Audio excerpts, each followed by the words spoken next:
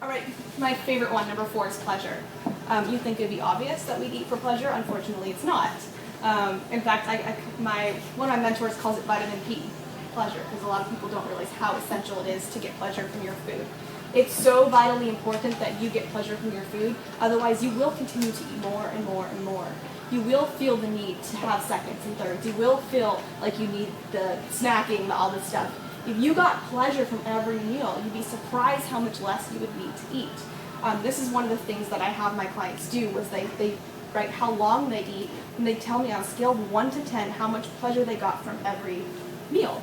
So they write it on a spreadsheet, right? And I'm just shocked because it's like 3, 4, 4, 5. It's like, what are we doing? Why are we even eating if we're not getting pleasure from it? So you really want to start to just sort of notice, am I getting pleasure from their meals?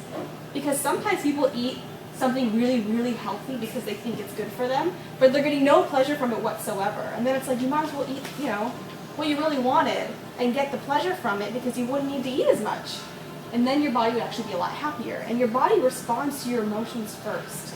If you eat and you have negative emotions and you feel guilty, it's harboring all that, it's holding on to it, it's slowing everything down.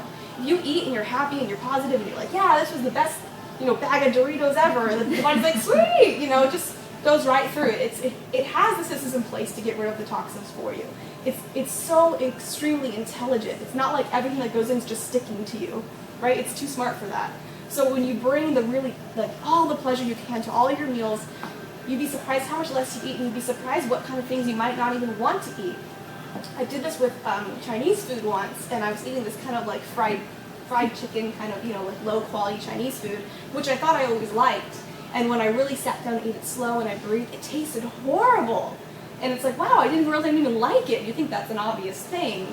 Another one of my clients did this with those little donuts you get at the gas station, and she loved them. She ate them every single day. And I was like, that's fine. And I'm just like, eat your donuts, that's great. But here's the thing, I want you to put them on a plate. I want you to eat them slow. I want you to breathe, all the things that I'm teaching you today.